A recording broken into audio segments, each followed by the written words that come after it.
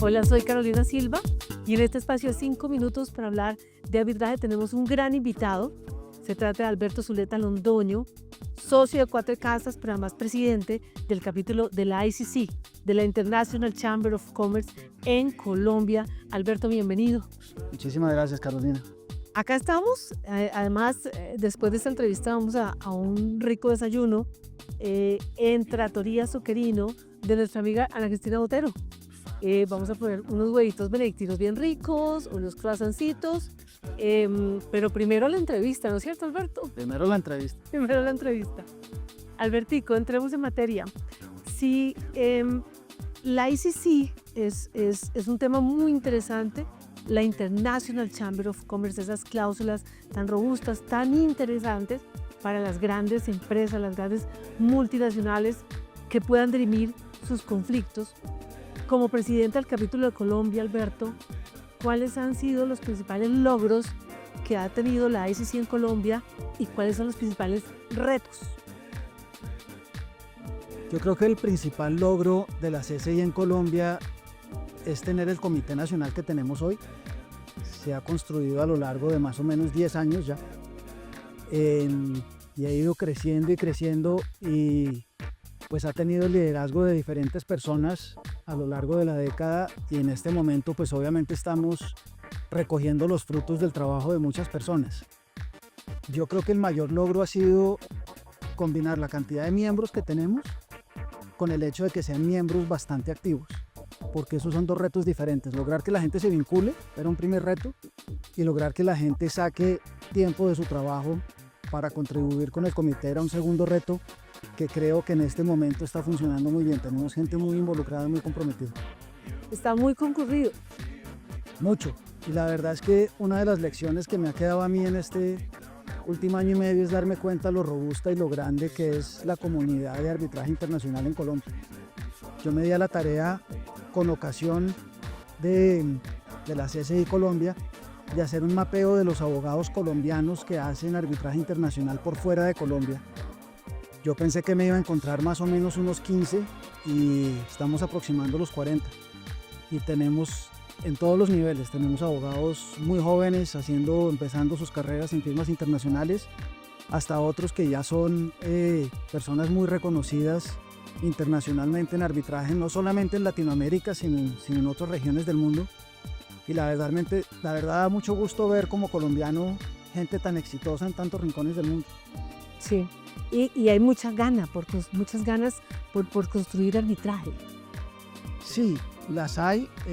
Realmente es un tema que en el país es relativamente nuevo comparado con Europa sobre todo.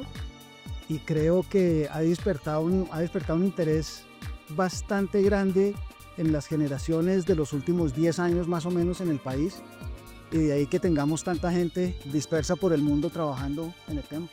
Tú sí sabes que cuando creé el podcast de video, este famoso podcast de 5 minutos para hablar de arbitraje, esto fue en pandemia. Y una de las metas que yo tenía era difundir el arbitraje en Colombia, porque no podía pasar que todo el mundo estuviera enfocado, Europa, Estados Unidos, gran parte de Sudamérica, estuviera enfocado en promover el arbitraje y Colombia no fuera la excepción. Y pese a que en efecto hay unos grandes capítulos en los distintos centros de arbitraje que se está hablando, construyendo, creando sus grupos de trabajo, no podría ser la excepción de poner un grano de arena y mostrar que los casos más importantes y emblemáticos del mundo hoy se llevan en la jurisdicción arbitral. Y Colombia no es la excepción. Hablemos de las carreteras, de las vías, de infraestructura, de las APPs, hablemos del sector de las telecomunicaciones. Son temas que se están llevando todos vía cláusula arbitral y Colombia tiene que estar enterado. La gente, los abogados y la persona en común, los empresarios, tienen que estar enterados de qué es lo que sucede. Estamos hablando del páramo Santurbán en Colombia, del galeón de San José en Cartagena, del Tesoro Escondido. Todo esto es vía arbitraje de inversión, arbitraje comercial internacional o arbitraje doméstico, pero es arbitraje y tenemos que conocerlo. Doctor Alberto, En el contexto de hoy, Colombia, ¿cómo siente Alberto que está en estos momentos el arbitraje internacional? A mí me parece que está extraordinariamente bien y ha sido muy interesante porque hasta antes de la ley 1563 del 2012, realmente el arbitraje internacional en el país era esporádico.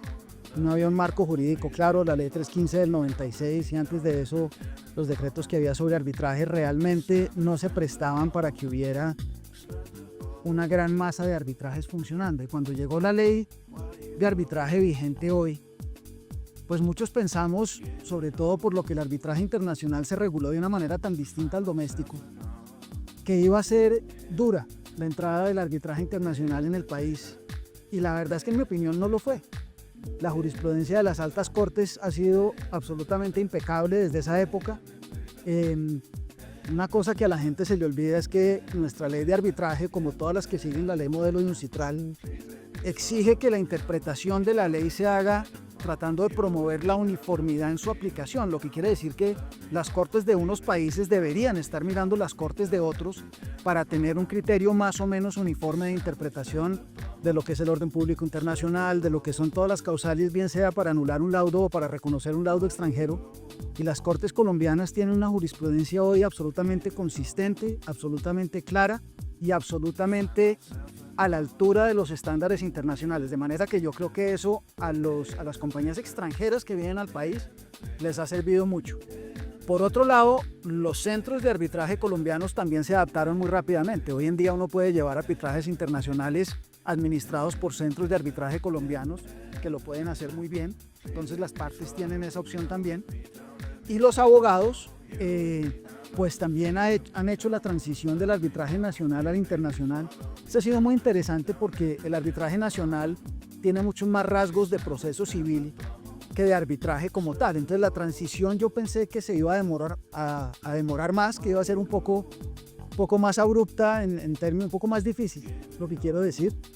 Y la verdad es que si bien me han tocado un par de casos en que los abogados de la otra parte me dicen con toda sinceridad, oiga, yo sé que el arbitraje es internacional, pero usemos reglas de arbitraje internacional que para mí son más cómodas y lo hemos hecho. Pero creo que eso se está acabando. Creo que la mayoría de los abogados colombianos que ejercen en arbitraje se amoldan bien a cualquiera de los dos modelos, dependiendo de cuál les toque. Lo mismo los árbitros. Y también hay para todos, ¿no? Hay un mercado para cada modelo. Y ya, yo creo que ya la gente podrá escoger y elegir qué es lo que más le gusta y con qué se siente más cómodo. Poco a poco irá conociendo la Cámara de Comercio de Bogotá, que tiene este reglamento que creamos. Además, en la ley 1563 que se adaptó, es una ley modelo UNCITRAL impecable, transparente, universal y genera comodidad. Muy bien. Doctor Alberto, la ética y la sostenibilidad, ¿cómo ha aportado la International Chamber of Commerce en este tema, la ICC? El tema de la ética en arbitraje es un tema muy amplio, pero yo lo dividiría tal vez en dos grandes categorías. La primera aparece en el momento de la designación de los árbitros. En Colombia, hasta el año 2012 no existía un deber de revelación como tal. Deber de revelación entendido como el deber de poner sobre la mesa circunstancias que el árbitro considera que no le generan impedimento, pero que cree que a los ojos de otra persona de pronto sí. Y las discusiones que se suscitan en torno a esas revelaciones son importantes y garantizan que los tribunales se nombren de tal manera que las partes tengan suficiente información. Sí. Ese deber claramente a veces se abusa también, pero el hecho de que exista me parece que ha hecho mucho por la transparencia de los tribunales arbitrales. Y ahí hay un tema delicado porque los laudos arbitrales normalmente son definitivos en el sentido de que es muy difícil echar para atrás una decisión de un tribunal arbitral. Y una de las razones por las que se puede lograr la anulación de un laudo es por un eventual conflicto de interés de un árbitro. Entonces, hay muchas partes que también utilizan ese hecho a su favor para generar un poquito de zozobra en el procedimiento y eso pasa, pero digamos que es esa parte ética, los centros de arbitraje, la ley colombiana hoy, me parece que la manejan con mucho profesionalismo. El otro tema que está sobre la mesa, y ese es mucho más complejo, es la corrupción y el arbitraje. ¿Qué hacen unos árbitros que están resolviendo una disputa contractual sobre la que parece o sobre la que hay acusaciones de corrupción, bien sea en la adjudicación o en la ejecución del contrato? Pero son hasta ahora acusaciones. Y ese es un tema que en el mundo hoy en día no tiene una respuesta clara. De hecho, en este momento hay un equipo de trabajo en la CCI recogiendo experiencias internacionales, porque ahí se suscitan una cantidad de preguntas, ¿no? ¿Qué hago? ¿Tengo que frenar el arbitraje? ¿Tengo que terminarlo? Más bien lo termino y que la corrupción, si se llega a descubrir en una época posterior, entonces sea razón suficiente para tumbar el laudo. En fin, hay muchas opciones. No hay una decisión clara y uniforme en el mundo en este momento, pero yo te diría que si tú preguntas los 5 temas más importantes que hay en arbitraje en el mundo hoy, sin duda uno de ellos va a ser corrupción y arbitraje, y es que se hace en esa circunstancia que acabo de describir. Qué interesante. También podemos estar hablando de la soledad del árbitro cuando hay unas recusaciones tal vez infundadas y están forzando al árbitro a hacerse a un lado de su trámite arbitral, de un trabajo de 2 años, por presiones, ¿no? Hemos tenido algunos casos, inclusive CCI a nivel internacional, un gran árbitro español, bueno, por todos ustedes conocido, entre otros casos, que además eso fue un caso del año pasado, por presiones tuvieron que retirarse, o por estrategia judicial de los apoderados, acudieron a la jurisdicción ordinaria, cuestionaron la decisión del panel arbitral y el panel renunció. ¿Qué es lo que está pasando con eso? La soledad del árbitro en esas circunstancias es un tema que no está regulado. No está regulado. Una corrupción aparente, no aparente, una recusación aparente, no aparente, pero sí, definitivamente hay que vivir tranquilo. Y pese a un trabajo esforzado, tal vez sí es mejor hacerse a un lado hasta que no haya una regla clara de cómo proceder y cómo el árbitro se puede sentir protegido en este tipo de prácticas. Este es otro tema, ¿no?, al que estabas tratando, distinto a la corrupción, pero sí es un tema bien interesante. Esto lo estuvimos tratando en Honduras la semana pasada. Doctor Alberto, eventos que vienen de la CCI este año, cuéntenos.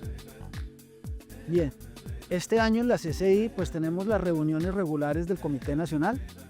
De esas hacemos más o menos 9 al año. Sí. Estamos empezando un programa de entrenamientos que la CCI patrocina en sus comités nacionales. Este año vamos a hacer 2, uno en el primer semestre y otro en el segundo semestre. El del primer semestre va a ser un webinar, pues el del segundo semestre va a ser presencial con unas reglas y un modelo un poquito distinto. Sí. Y el año entrante, en mayo, vamos a empezar a hacer ya anualmente el Colombia Arbitration Day, que es un evento en el que aspiramos a que vengan personas del mundo, de la región, que venga gente de la CCI. Por lo general tratamos de que venga la presidente de la Corte, la doctora Claudia Salomón. Estamos pensando hacerlo en mayo.